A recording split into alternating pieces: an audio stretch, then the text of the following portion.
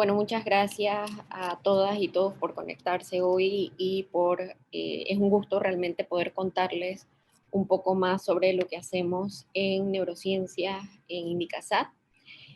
Hoy yo les voy a estar hablando de, como dijo la doctora Britton y el doctor Alcibiades, sobre lo que yo me encargo en el programa, que es la parte de neuropsicología, y les voy a estar conversando un poco sobre la investigación clínica asociada a la salud cognitiva y mental en adultos residentes en Panamá y qué importancia tiene la neuropsicología en esta rama de la investigación.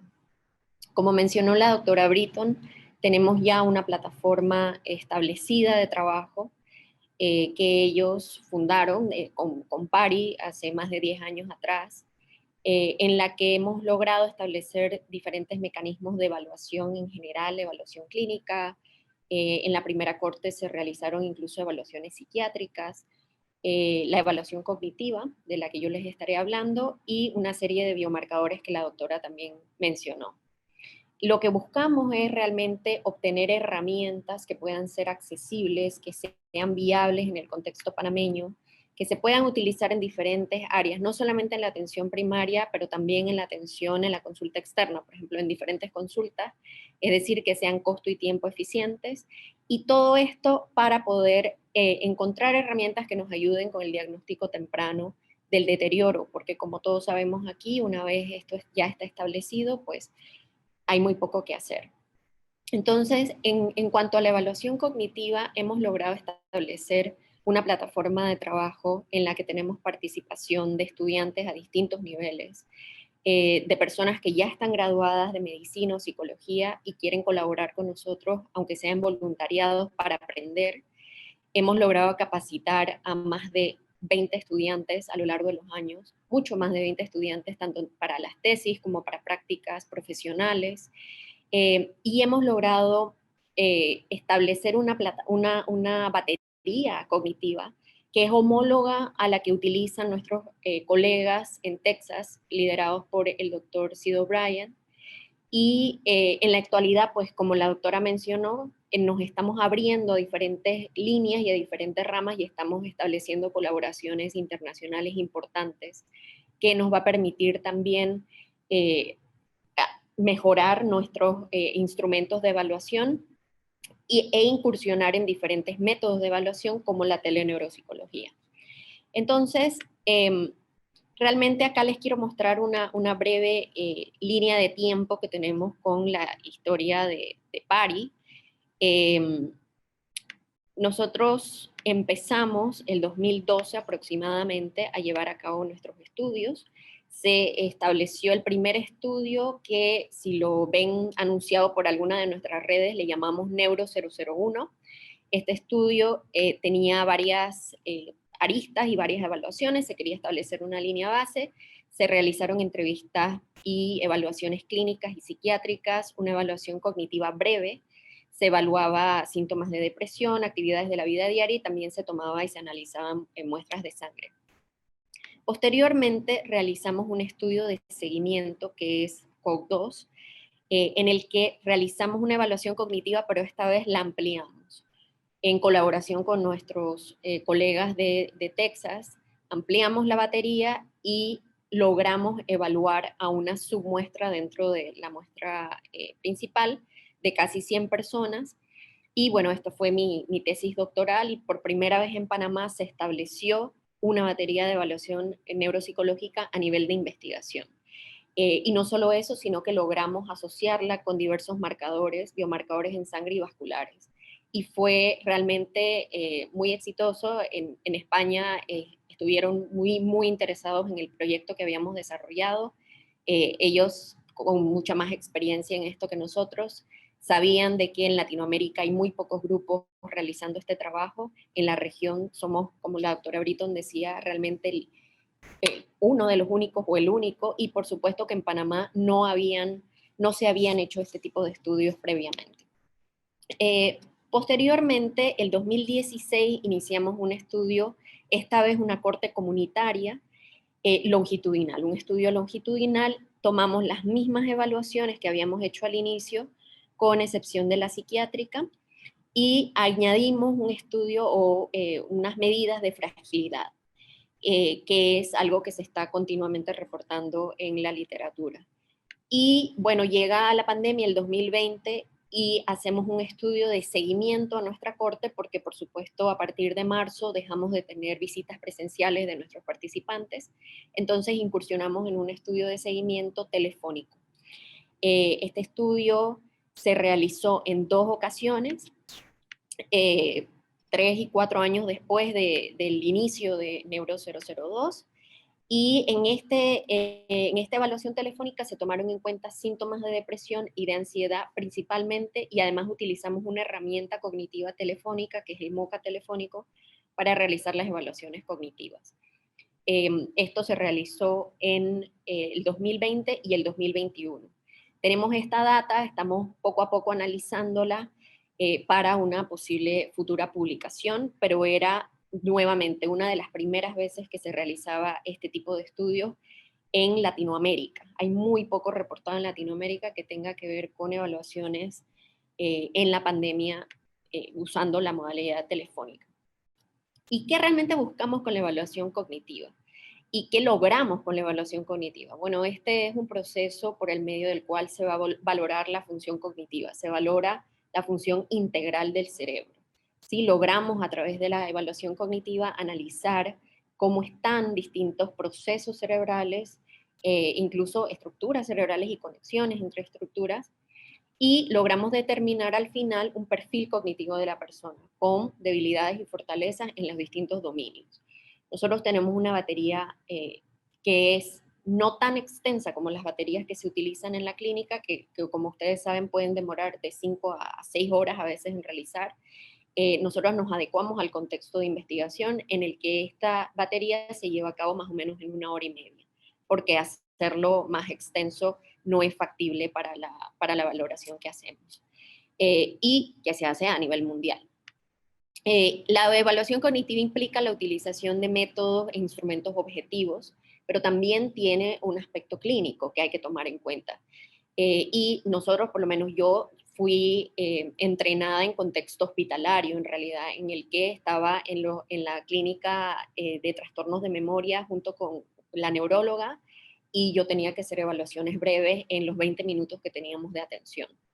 Y posteriormente también me entrené con una investigadora que llevaba toda la parte de neuropsicología en un estudio multicéntrico a nivel de toda España. Entonces, las personas que nos dedicamos a hacer esta evaluación tenemos también que entrenarnos en la parte clínica, ¿sí? Y ahí es donde entra nuestra colaboración directa con los médicos, con las personas que están en los hospitales, porque pues ustedes por supuesto que tienen todas estas herramientas y nos nutrimos también mucho de su trabajo. Y la evaluación cognitiva en general también es muy útil para poder posteriormente proponer un programa de intervención.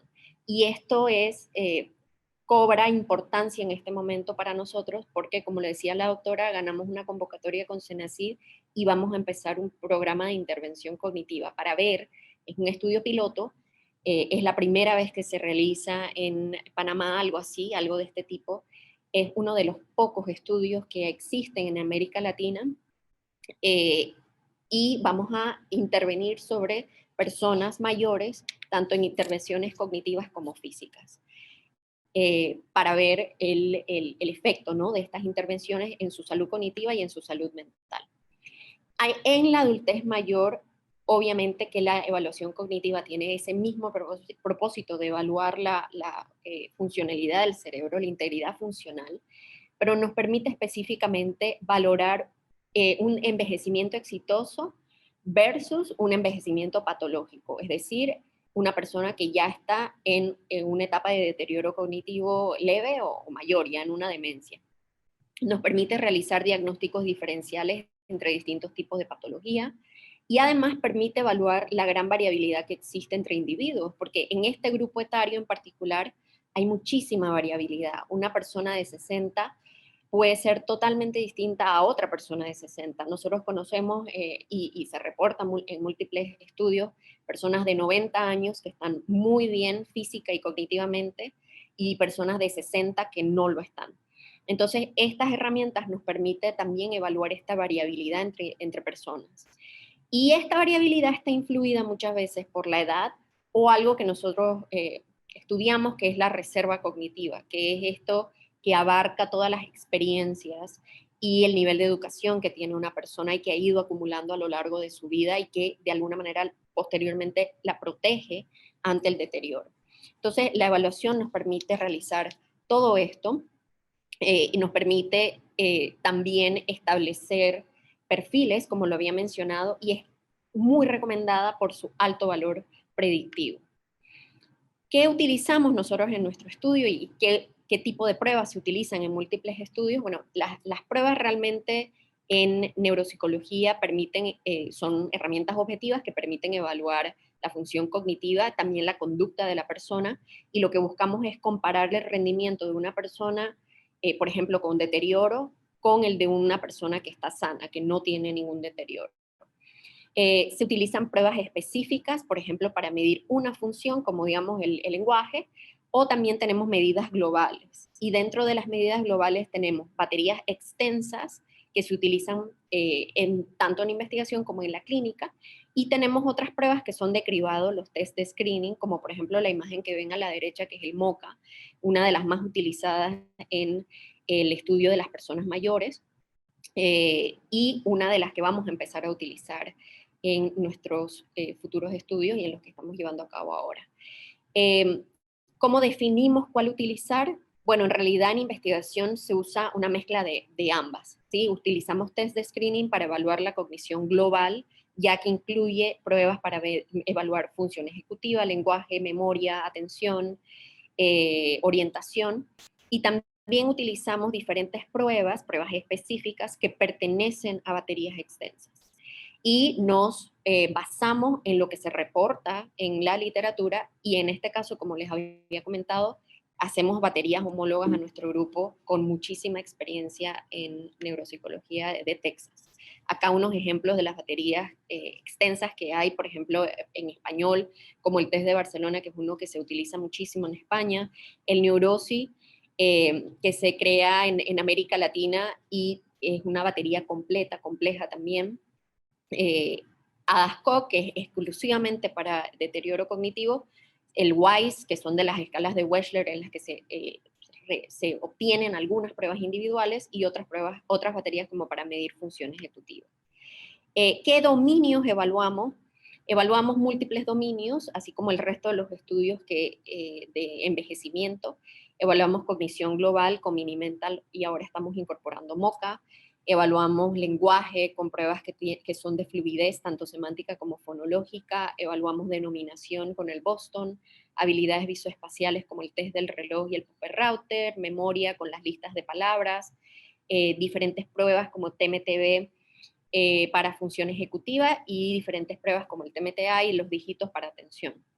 Entonces, como ven, esta es una batería que ya está previamente establecida, porque obviamente en investigación no defines las pruebas que vas a utilizar después de hacer la historia clínica, como en el caso de las evaluaciones clínicas, sino que ya tienes una batería establecida previamente y es la que vas a utilizar con todos tus sujetos siempre de la misma manera, tratando de conservar rigurosidad y hacerlo, realmente seguir un proceso sistemático. Y bueno, para ya ir cerrando, quería comentarles así un poco, resumir lo que había dicho la doctora Britton en cuanto a nuestros estudios.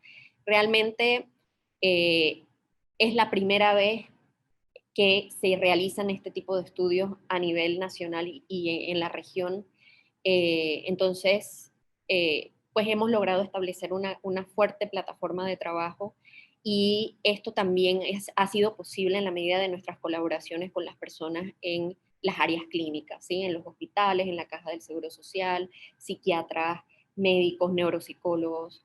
Y tenemos también la capacidad de entrenar. Entonces, si por ejemplo ustedes que están en el área clínica tienen residentes, estudiantes que les gustaría entrenarse en la evaluación de personas mayores a nivel de investigación, contamos con las herramientas, contamos con la plataforma para hacerlo.